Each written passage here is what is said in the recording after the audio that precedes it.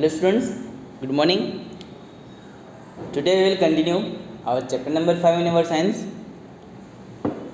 Students, अभी हम जो टॉपिक पे पहुँचे वो है सेल ऑर्गेनेल्स।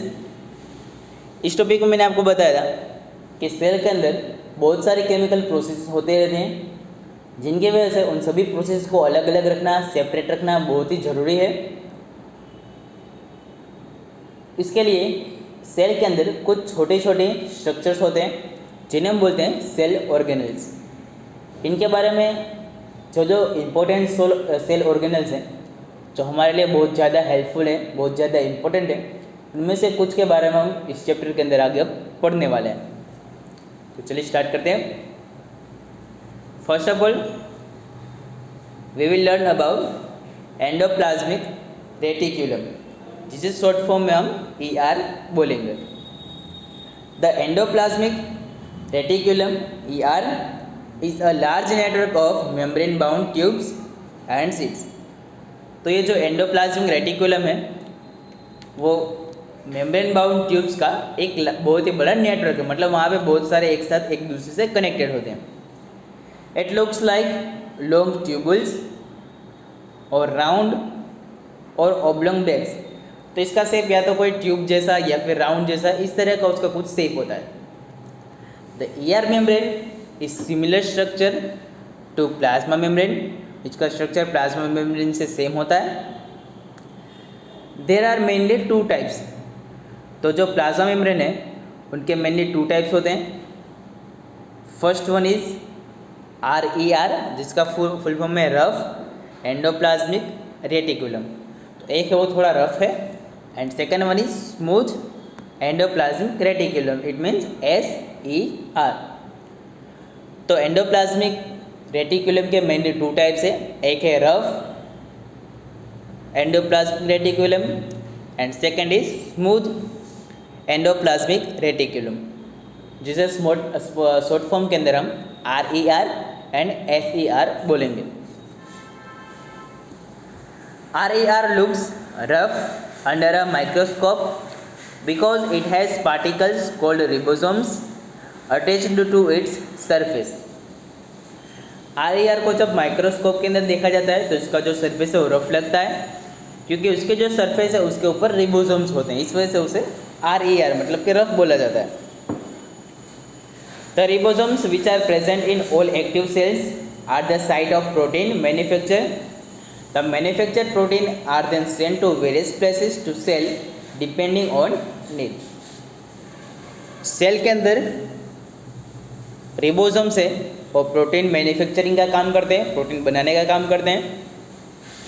वो जो मैन्युफैक्चर्ड प्रोटीन है, जो बना हुआ प्रोटीन है, उसको सेल के अंदर, बॉडी के अंदर जहाँ जहाँ ज़रूरत है, जहाँ जहाँ नीड है, वहाँ पे उसे सेंड किया जाता है।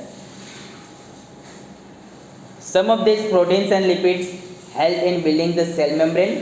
इनमें कुछ प्रोटीन और कुछ लिपिड्स वो काम करते हैं building the cell membrane. Cell membrane को बनाने के लिए भी वो हेल्प करते हैं। This process is known as membrane biogenesis. तो ये जो प्रोसेस है जिसमें प्रोटीन्स और लिपिड को यूज़ करके और सेल मेम्ब्रेन को बिल्ड किया जाता है या फिर बनाया जाता है, इस प्रोसेस को बोलते हैं membrane biogenesis. Some other proteins and lipid function as enzymes and hormones. इनमें से कुछ प्रोटीन्स और लिपिड्स है वो एंजाइम्स और हार्मोन्स की तरह भी काम करते हैं। एंजाइम्स किसे बोलते हैं? तो एंजाइम्स उन्हें बोलते हैं जो किसी भी प्रोसेस को स्पीड अप करते हैं। कोई प्रोसेस हो रही है उसकी स्पीड बढ़ा देते हैं। फॉर एग्जांपल, आप घर पे बैठ करके होमवर्क कर रहे हो, घर पे कोई नहीं, आप अकेले बैठो, तो आराम से बैठ के आप होमवर्क करो, ठीक है। थोड़ी देर टीवी, थोड़ी देर इधर उधर, थोड़ी देर किसी और से बात कर ली, और अपने फ्रेंड वगैरह से एकदम आराम से आप लिख रहे हो, ठीक है। आपकी प्रोसेस अभी बहुत ही स्लो है। बट सेम सिनेरियो भी कंसिडर करो कि आपके पास में आपका फादर बैठे हैं और देख रहे हैं आपको, तभी आपकी स्पीड क्या हो गई तभी आपकी स्पीड ऑटोमेटिक बढ़ जाने वाली है लिखने के लिए। तो इस सिचुएशन के अंदर आपके जो फादर है वो एक एंजाइम हुए, मतलब जिन्होंने आपके जो प्रोसेस थी, जो आपकी राइटिंग है या फिर होमवर्क है, उसकी प्रोसेस को उन्होंने इंक्रीज कर दिया, स्पीड को स्पीड अप कर दिया। तो इसी तरह से कोई भी एक प्रोसेस है उसे जो स्पीड अप करता है उसे हम बोलते हैं एंजाइम।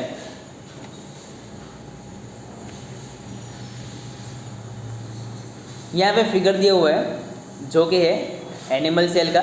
इसके अंदर सारे जो भी सेल के अंदर जो भी पार्ट्स है वो सारे इसके अंदर दिखाए गए हैं। आपके टेक्स्ट बुक में कहीं ये फिगर है तो उसमें आप आराम से फिर देख सकते हो।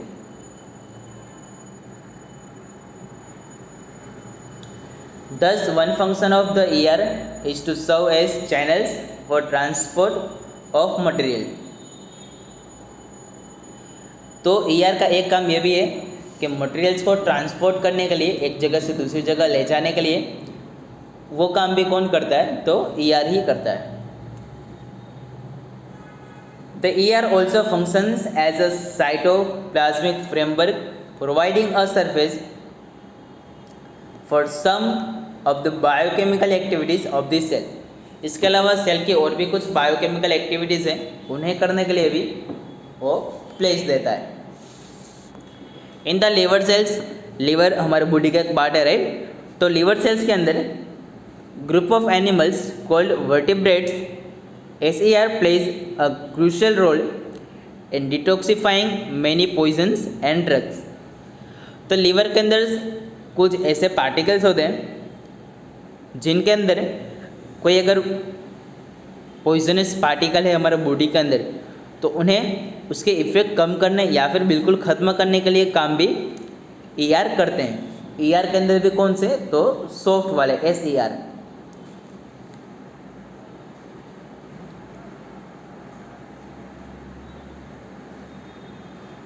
ओके स्टूडेंट्स, अभी next Golgi apparatus।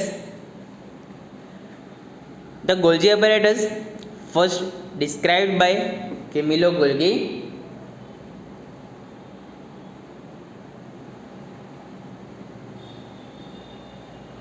consist of a system of membrane bound vessels arranged approximately parallel to each other in stacks called cisterns। तो गोल्जी apparatus है, उसको फर्स्ट डिस्क्राइब किया था कैमिलो गोल्जी ने, इसलिए उसका नाम भी गोल्जी apparatus रखा गया है। ये क्या है? तो एक ऐसी सिस्टम है जिसके अंदर सभी एक दूसरे से पैरेलल कोई स्टैक्स, मतलब कि एक कोई जैसा बुक्स एक के ऊपर एक स्टैक बनाते हो, इस तरह से इसकी जो भी कंस्ट्रक्शन है वैसा दिखता है। और इन स्टैक्स को क्या बोलते हैं? तो इसे बोलते हैं हम systems.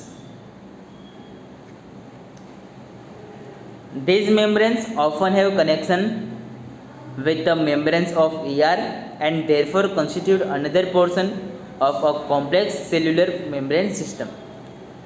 The material synthesized near the ER is packaged and dispackaged to various targets inside and outside the cell through the Golgi apparatus. तो गोल्जी apparatus का काम क्या है? तो जो भी मटेरियल सिंथेसाइज्ड हुआ है, मतलब जो भी मटेरियल बना है ER के अंदर, उसे पैकेज करना और डिस्पैच करना। मतलब पहले उस सभी मटेरियल का वो पैकेज बनाएगा, फिर उसे डिस्पैच करेगा, मतलब एक जगह से दूसरी जगह उसे सेंड करेगा। वो हो सकता है कि टारगेट इनसाइड हो, मतलब सेल के अंदर ही हो, और आउटसाइड भी हो सकता है, सेल के बाहर भी हो सकता है। Its function include the storage, modification and packaging of products in vessels. उसके अलावा वो सभी मटेरियल को स्टोर करना, मॉडिफाई करना और उसको पैकेजिंग करना, ये काम भी वो करता है। In some cases complex sugars may be made from simple sugars in the Golgi apparatus। तो गोल्जी apparatus जो कॉम्प्लेक्स शुगर है वो सिंपल शुगर में से बनाने का काम भी कर सकता है। तो Golgi apparatus is also involve in the formation of lysosomes. इसके अलावा गोल्जी apparatus है वो लाइसोसोम्स बनाने का काम भी करता है, जो हम आगे पढ़ने ही वाले हैं।